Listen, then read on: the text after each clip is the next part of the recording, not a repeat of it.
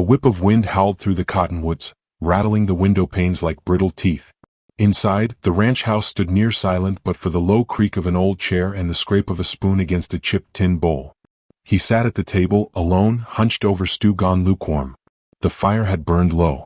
Shadows dragged long across the floor, reaching for his boots like old debts come calling. He didn't flinch when the knock came. It was soft. Too soft for a man with bad intentions. Too steady for a lost traveler. He waited, spoon poised midair, listening. Another knock. Then quiet. He rose. Tall, weather-worn mid-30s, with hands that bore the calluses of cattle rope and past violence. The rifle leaned by the door, but he didn't take it. Not yet. Outside, the wind kicked dust and ice in crooked swirls. The lantern hanging on the porch swung gently, casting a ghost light over the steps. And on those steps, framed by dusk and doubt, stood a woman with wild eyes in a worn dress. 2 children clung to the folds of her skirt. One boy, maybe 6, clutching a ragged satchel. One girl younger, her boots far too big, her cheeks hollow with cold. The woman blinked once, then said, "They ain't yours. But they need you." He stared. Words didn't come easy to him on the best of days, and this wasn't one of them. His mouth worked before his thoughts caught up. "You're at the wrong place." "No," she said. "I'm not." The boy's lip trembled, but he didn't cry. The girl leaned into her mother like she'd been doing it for years. He couldn't see their faces clearly in the lantern light, only the outline of desperation and something else, something dogged. He stepped forward enough to catch her scent, mud, horse sweat, and lye soap. She wasn't a drifter, not quite. Her boots were mended by hand. Her dress had once been red. "Who sent you?" "No one," she said. "Not lately." He let the silence stretch until the cold bit deeper. Then, without warning, he stepped back and shut the door. The bolt slid into place with a thunk. He stood behind it, heart thudding like it had when he was younger and quicker and carried a name men remembered. He hated how his hand lingered on the doorknob. He hated even more how he heard her voice in his mind, low, certain, not begging but bleeding. He didn't sleep that night. The next morning they were still there. Huddled on the porch, the children tucked beneath her shawl like small, stubborn ghosts. He cursed under his breath and swung the door wide. "You'll take breakfast in the barn?" he said. She nodded. Didn't thank him. He respected that. They moved slowly, stiff with cold, and the boy looked back once as if memorizing the house in case it vanished. He kept one hand tied around a tin soldier with a missing head. Inside the barn, the woman didn't sit until both children were settled on a hay bale. He handed her a bundle, bread, jerky, hard apples, and turned to go. "Why me?" he asked, pausing by the door. "Out of all the doors you could have knocked on." She broke off a piece of bread and passed it to her daughter. "Because yours was the only name I remembered." He didn't ask what that meant. Not yet. That afternoon, the boy followed him out to the fence line, uninvited. The snow had melted into spring muck, and his boots kept sticking in the soil, but he didn't complain. Just watched with wide eyes as the man hammered a loose rail back into place. "You know how to work?" the man asked, voice dry. The boy nodded. "Then hold the nail bucket and don't wander." He did. Dropped it once when a jackrabbit darted by and flushed red with embarrassment. The man didn't yell, just grunted. When the work was done, he handed the boy a piece of jerky and said, "Don't eat it near the horses. They'll come sniffing." The boy beamed, then ran back toward the barn. Halfway there, he turned and waved. The man didn't wave back, but he watched until the boy disappeared. By dusk, he found a drawing pinned to the barn door. Crayon on the back of a church bulletin. 3 stick figures, 2 small, 1 tall, all holding hands. He stood looking at it a long time. When he entered the barn that night, the children were asleep. The woman stood near the lantern, sharpening a kitchen knife like she meant to use it. "If you think to rob me," he said, "you picked a poor mark." She smirked without looking up. "If I wanted you dead, you'd be dead. I cleaned that knife to gut a rabbit." He didn't ask where she found a rabbit. Just leaned against the stall post and folded his arms. "You still haven't told me your name." She set the knife down carefully. "Would it matter? Makes it easier to know whether to trust you." She met his gaze, and for the first time he saw something under the surface. Fear, yes, but also grief thick as molasses. "I was married once," she said. "To a man who drank too much and lost more than just money at the tables.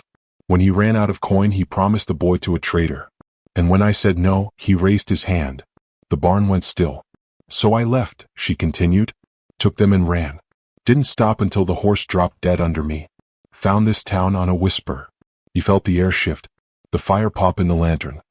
He thought of his brother's grave not 30 yards from the barn, marked by a single stone and the promise he'd made to never let someone suffer under his roof again. You said you knew my name. She nodded. Your brother used to bring supplies to the town I lived in. Once he gave me a coat when winter came early. Said his little brother back home never did learn to button it right. That ghost rose between them now. The man stepped back from it. Your children, they his? No, she said softly. But they need someone who remembers what kindness smells like. He left without another word. 4 days after, they shared the property but not the silence. The boy kept following him, asking questions about cattle and weather and how to spot a rattler in the grass. The girl stayed near her mother, but once he caught her feeding an apple slice to his old hound, who hadn't trusted anyone since the war. At night, he heard the woman humming something low and mournful. It wasn't a song. It was a memory in melody.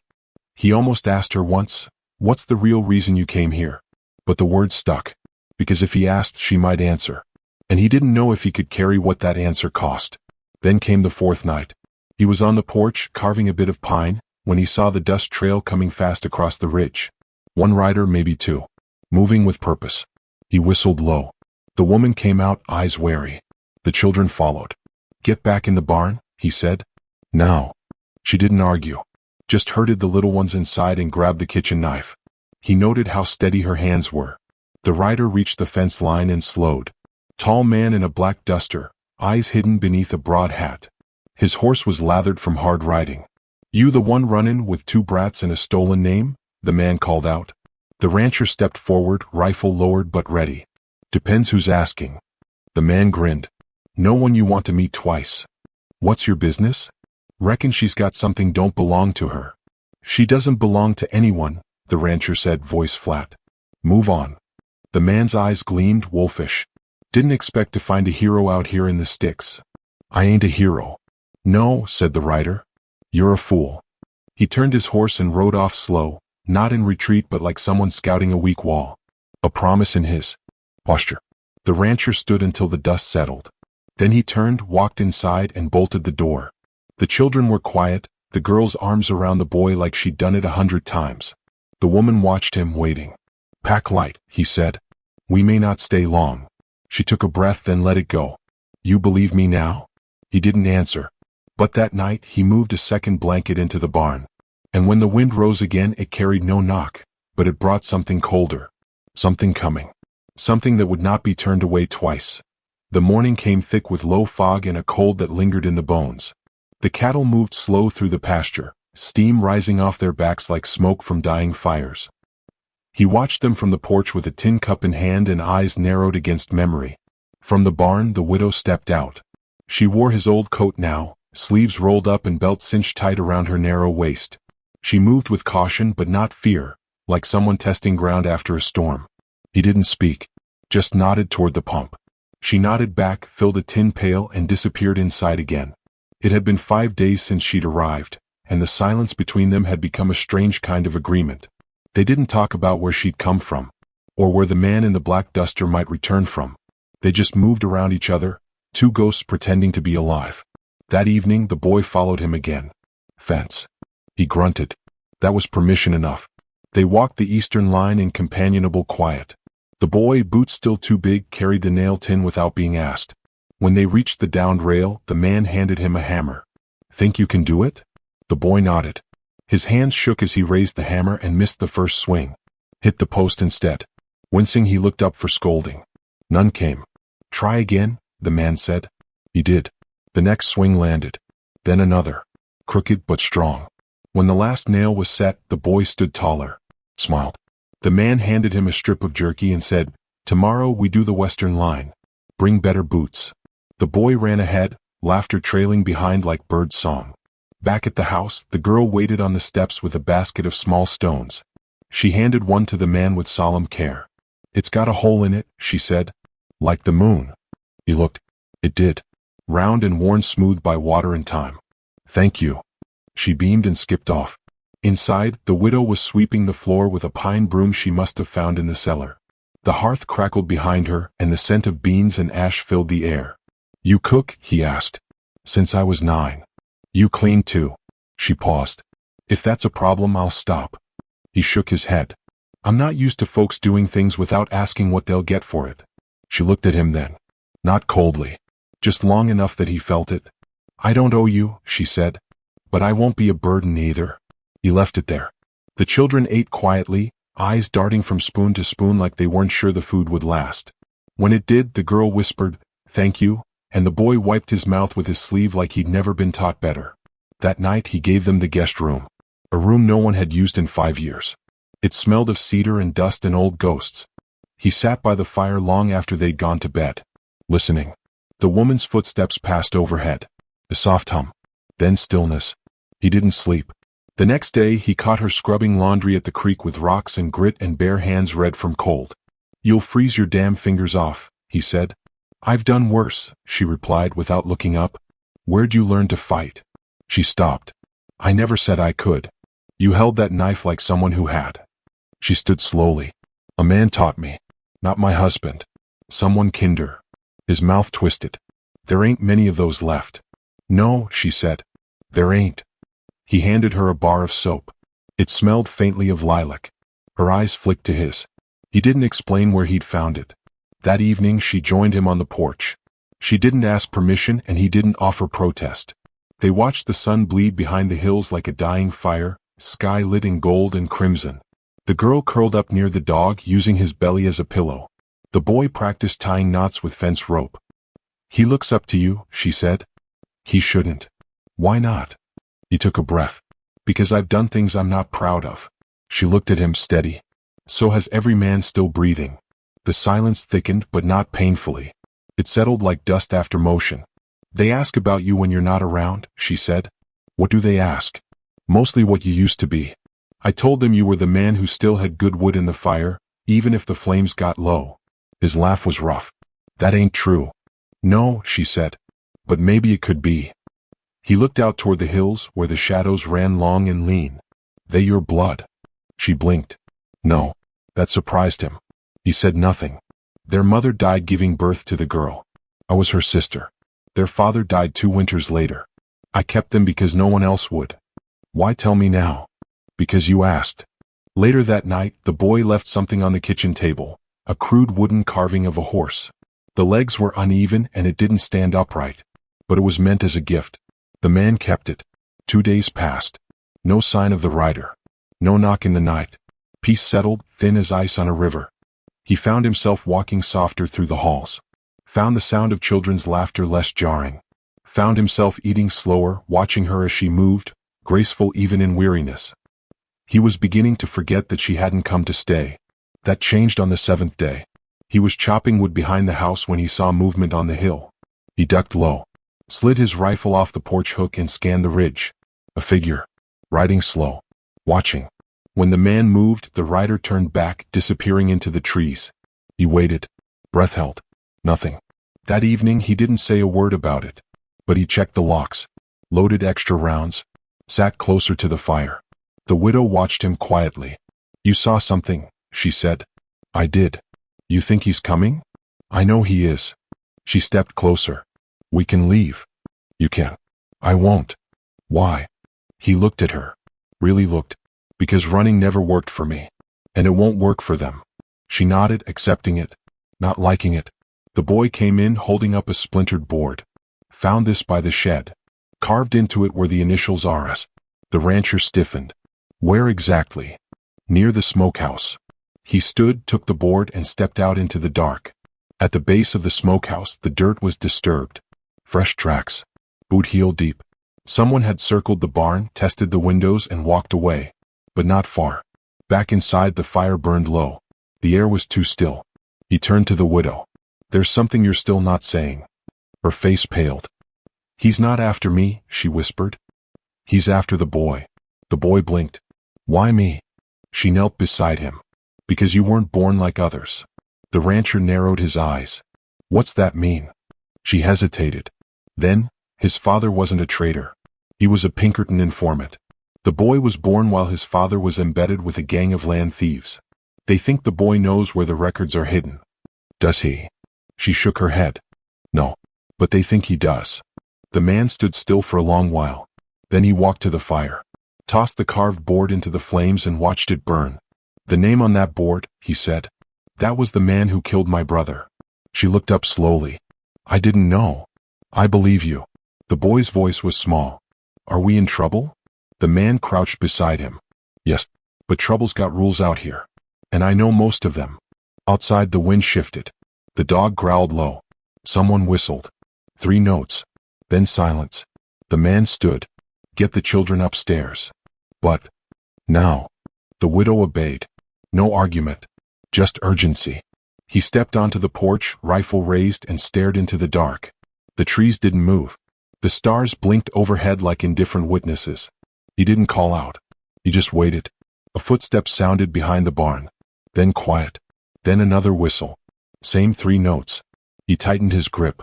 Behind him, the girl cried out once. Just a short, sharp sound. The man's breath caught. He didn't move toward the noise. He moved toward the shadow. The night broke open like a rotten tooth. He moved through the dark without sound, rifle cradled in his arms, boots gliding over familiar dirt. The moon hung low, yellow, swollen, half-veiled by drifting clouds. The wind had stilled as if the prairie itself was holding its breath. Behind the barn, a figure crouched near the window, tall, hunched, working something with wire. The rancher raised his rifle and stepped forward slow. You lost. The figure froze, then rose, hands up. A scrawny man with patchy stubble, one eye milky white, clothes torn and reeking of horse sweat. Don't shoot, he rasped. I ain't here to kill. Then why were you picking at my window like a raccoon? The man lowered his hands. He sent me. Ars. That name's about to mean less than dirt. He just wants the boy. That's it. Says he won't burn nothing else if you hand the brat over. The rancher stepped closer. The shadows cut lines across his jaw, made his eyes look hollow. I ain't handing over a damn thing. He'll come for him anyhow. You know that. I'm just the warning bell. The rifle but hit the man's stomach before he could blink. He dropped like a sack of meal, gasping. The rancher dragged him into the smokehouse and tied him to a beam with rusted chain. Don't shout, he warned, or I'll forget I left you breathing. He locked the door. Back in the house, the girl had stopped crying. The boy sat with her under the table, holding her hand, trying to be brave. The widow was pacing, blade in hand, face pale but not fragile. What happened? She asked. Scout. Nothing more. You think he'll come tonight? No, not yet. Men like that prefer daylight. They want the fear to be visible. She exhaled and leaned on the wall. Her knees buckled just slightly. You need rest, he said. I'll rest when this ends. He didn't argue. The next day bloomed dry and angry. Dust clung to the air. The cattle paced nervously, hooves striking the dirt like war drums. He questioned the man in the smokehouse before breakfast. The man was wheezing but still smug. He's riding with 2 more. Hired hands. Crack shots both. What's the plan? Wait until you're low. Until your guard slips. Might burn the barn. Maybe start with the dog. The rancher's hand tightened around the rifle. You afraid yet? The man asked. No, he said. I'm remembering. That afternoon he taught the boy to shoot. The rifle was too big, the recoil too strong, but the boy's hands were steady. He listened. He didn't flinch. You ever kill a man? The boy asked. The rancher nodded once. Why? Because he needed it. The boy didn't ask more. In the kitchen, the widow was boiling water. She'd found dried herbs in the cellar and was making a poultice for a wound that hadn't happened yet. He watched her stir, then said, You knew him, didn't you? Who? Oris. She stirred slower. Not by name, but by deed. She nodded. He was one of the men my husband dealt with. One of the ones who laughed when the whip came down. His voice was quiet. You stayed with him long? Too long. But not by choice. He didn't press. The truth was in her hands, in the way they trembled when they weren't busy. That night, the tied man in the smokehouse tried to escape. They found the door half broken, the chain bent, blood smeared across the wall. He had almost made it out the window. Almost. The rancher stood over him, shotgun in hand. Try again and I'll feed you to the hogs. The man spat blood and grinned. He'll make you beg. You think you're righteous? You're just another dying breed. Maybe, the rancher said. But I'm harder to kill than I look. He doubled the locks. 2 mornings later, they woke to smoke on the horizon. Not fire. Gunpowder. A warning. They're here, the widow said. He's letting us know. He gathered ammunition, loaded the rifles, dug shallow foxholes behind the shed. Get the children inside, he told her. Down in the cellar. She hesitated. You can't do this alone. I'm not alone, he said. You're here. She touched his arm once. Not softly. With the strength of someone who'd already buried pieces of herself. When the sun reached its peak, the riders came. 3 of them just like the scout said. Aris led them, tall in his saddle, coat flapping, beard streaked with gray and malice. The others wore bandanas and carried rifles like they were born to them. The rancher stepped onto the porch. This ends now, Aris called. It ended the day you killed my brother. Aris blinked, then laughed. That scrawny pup at Bitter Creek? He squealed like a girl. The rancher didn't respond. You give us the boy, Aris said, and we ride out. You keep him and we burn this place to the soil. He's not yours to take. He's not yours either. He is now. Aris raised a hand. The others spread out. Last chance, he said. The rancher raised his rifle and fired. One rider dropped, clean shot to the chest. The gunfight erupted like thunder. Bullets tore through the porch rail. The rancher dove behind a barrel and returned fire, sharp and fast. The dog barked wildly, then yelped, a grazing shot to the leg. Inside, the boy clutched his sister in the cellar. The widow watched from the window, rifle in hand, breath steady. She saw one of the riders circle the barn and slip toward the house. She moved, met him near the side door. He raised his weapon, but not before she fired. The bullet caught him in the neck. He fell without grace, twitching. Her hands trembled afterward, but not before. Outside, Aris screamed and charged the porch. The rancher stepped out. Blood on his arm, a gash on his temple. He and Aris faced off 10 paces apart. You don't know what the boy's worth, Aris growled. I don't care. You'd die for a stranger's brat? The rancher's voice was hoarse. He ain't a stranger anymore. Aris fired first. Missed. The rancher's bullet didn't. Aris dropped, eyes wide, mouth open like he wanted to say something, but the words died in his throat before his body hit the ground. It was over in 12 heartbeats. He stood still a moment longer, just breathing. The widow stepped onto the porch, face pale. You're hurt, she said. I've been worse. You're bleeding. He looked down. So I am. She tore cloth from her dress and pressed it to his side. Inside, the boy peeked up from the cellar and said, Is it safe now? He nodded. They buried the bodies at the edge of the pasture. The tied man from the smokehouse begged for mercy, but the rancher gave him the choice. Leave or be planted beside the rest. He left limping. The next morning, the widow found the rancher near the barn, sharpening his knife in the rising light. Why'd you do it? She asked. What? Stand for us. He didn't look at her. Because I remember what it's like to be unwanted. You still feel that way? He paused. Not today. She walked closer. You should rest. He looked at her, finally. Really looked. You gonna watch over me? If you'll let me. He stood, slow and stiff, and handed her the blade. I trust you, he said. She took it without flinching. In the distance, the boy chased the dog across the grass. The girl picked wildflowers and tucked them into the fence posts. Peace came not like a sudden light, but like warmth in the bones after a long winter. He turned to the woman. They'll ask questions when word spreads. About who you are. Why you're here. She nodded. And what'll you tell them? He asked.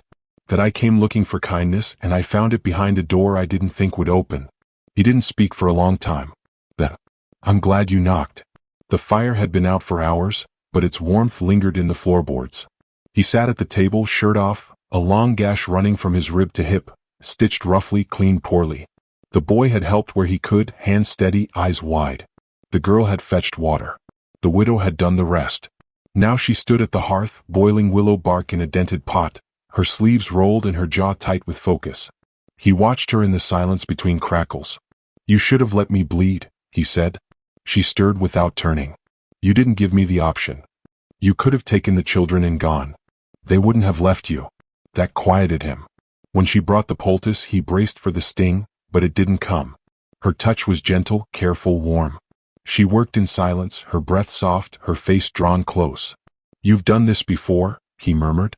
She nodded. My sister had a husband who fought for cattle barons. Used to come home with more holes than sense. You patch him up too? No, she said. He wouldn't let me. Said kindness made him weak. He let that hang in the air, thick as steam. She pressed a clean cloth to the wound and sat across from him. The fire threw gold across her face, carving shadows down her cheek. I need to tell you something, she said. I figured. She hesitated. That. I knew your brother. Not just in passing. He didn't speak. I was there when he died. Still he said nothing. My husband took me with him to Bitter Creek. Said it was for supplies. I didn't know what he meant to do until the shooting started. I ran to the back room. Tried to pull a boy out from under the table. His voice was gravel. That was my nephew. She nodded. He was scared. Smoke everywhere. I told him to crawl. He tried. The beam fell before I could reach him. His hands clenched on the table's edge. The veins in his forearms stood like cords. I pulled him out anyway, she said. But he was gone. He looked at her, slow and cold. You never said. I didn't think it would matter. It matters. She folded her hands. He wore a blue scarf. You tied it, didn't you? His jaw twitched. I kept it, she said. I buried him in it. He looked away, but the pain rose in him like a tide. He'd never told anyone how he blamed himself, that he was supposed to meet his brother that day, but overslept, drunk and angry at God. How old were you then? He asked. 18. And you stayed with that man after? There was nowhere else. The kettle hissed behind her, releasing steam like a sigh. I wanted to die that night, she said. But I saw your brother's face and I thought, maybe one of us should carry the memory right. He looked back at her. You think you did? I tried. Outside, the wind rattled a loose shutter. The boy's laughter echoed faintly from the yard. You brought his killer to my doorstep, he said, voice low. I didn't know he was still with them. But you knew his kind. She nodded once. He stood, winced, and limped to the window. The sun was bleeding into the hills, amber turning to rust. He died screaming, the rancher said, voice barely above a whisper. She stood slowly. I know. He looked over his shoulder. Why come here? Because I wanted to see if a man like your brother had a brother worth saving. He didn't answer. That night, she sat on the porch while the children slept. He joined her with a blanket over his shoulders and a jug of something strong between them. They passed it back and forth without talking. The stars came out sharp, brighter than he remembered. Coyotes sang far off, their howls stitched into the silence like thread through worn leather. I ain't good at forgiveness, he said. I ain't asking for it. He looked at her. Then what are you asking for? She turned her face toward the night. Somewhere to stop running. He took a long drink. You're not the same girl who was there at Bitter Creek, he said. And you're not the same man who didn't show up. The jug passed between them again. You were drunk? She asked. He nodded. Tried to pick a fight with a priest the night before. She let out a small laugh. Did you win? No. He hit harder than I expected. They sat in silence a while, the kind that didn't hurt. Then she said, the girl thinks you're made of stone. And the boy? He thinks you're the one thing in the world that won't break on him. He breathed slow. I ain't made for children, he said. No one is. Not until they're staring up at you, waiting to see what you'll become. He rubbed the scar on his knuckle. What do you see when you look at me? She answered without pause. A man who doesn't run from fire anymore. The wind shifted. The stars blinked. He stood, joint stiff. Get some sleep. We've got fencing to mend tomorrow. She didn't move. Just nodded. Inside, the children had fallen asleep curled beside the dog, who now limped but never left their side. The boy still held the tin soldier. The girl had one of the carved fence posts he'd let her keep. In the quiet, she whispered, Thank you. He paused. For what? For opening the door. He didn't say it, but his breath caught before he turned away. The fire in the hearth burned low but steady. And that night, he didn't dream of Bitter Creek. The wind rolled in just before dawn, dry and restless, kicking dust up the hill and into the porch boards. A strange quiet gripped the land, the kind that comes when something's about to snap. Even the cattle stayed close to the fence, eyes trained eastward. He'd been up for hours, sitting in the dark with his rifle across his lap and his thoughts thick as molasses. The woman had tried to sleep, but the tension in the house pressed too heavy on the walls. The boy stirred once and asked if the sun was coming yet. He told him, not until it's safe. The girl hadn't spoken at all. She just lay curled in the corner, her little hand gripping the hem of her brother's coat. The dog sat beside her, tail thumping every few minutes as if keeping time. They all felt it coming. He rose slowly and opened the door, letting the gray-blue light spill over his boots. No color in the world yet, just shadows and cold. It smelled like metal, like gun oil and coming rain. He stepped onto the porch and scanned the treeline. No movement. Yet. Behind him, the widow stood barefoot on the wood, hair unbound, holding a shotgun like it belonged to her. She said nothing. Just met his eyes and nodded once. They moved together.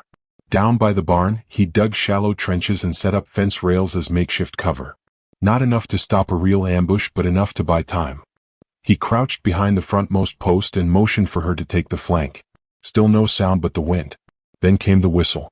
3 notes, long and low. Same as before. He scanned the ridge. This time they weren't baiting him. They were coming. The riders broke from the trees like storm clouds on horseback. 3 men on dark geldings, rifles ready, eyes hard. One of them had a red scarf tied around his arm.